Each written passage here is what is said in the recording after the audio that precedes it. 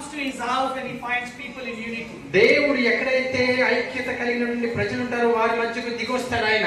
God releases his glory upon them. వారి మధ్య దేవుడు తన మహిమను బయలుపరుస్తాడు. God releases his blessings upon them. దేవుడు తన యొక్క ఆశీర్వాదాలు వారి మీదకు దిగనిస్తాడు. God releases his power and his presence upon దేవుడు them. తన యొక్క శక్తిని ఆయన సన్నిధిని విడుదల చేస్తాడు. And the people go with that blessing. So ప్రజలు ఆ ఆశీర్వాదాలతో నింపబడి వెళ్తారు. You must become one in unity. So మీరందరూ కూడా ఐక్యపరచబడాలి. You all must become one mind.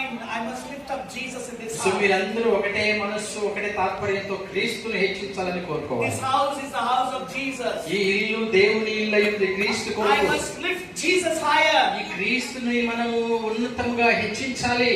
Not my life, but Jesus must be lifted. నన్ను నేను హెచ్చించుకోవటం కాదు, క్రీస్తు హెచ్చాలి. My family and my household and my finances second. My house of my God must be lifted higher. నేను నా కుటుంబము నా ఇల్లు నా పిల్లలు అనుకోవటం కాదు, దేవుని ఇల్లు హెచ్చించబడాలని When కోరుకోవాలి. you have that mind, నీవు అటువంటి మనసు కలిగి ఉంటే God shows up in your life. దేవుడు నీ జీవితంలో గొప్ప కార్యం చేస్తాడు. Hallelujah. హల్లెలూయా. Hallelujah. హల్లెలూయా.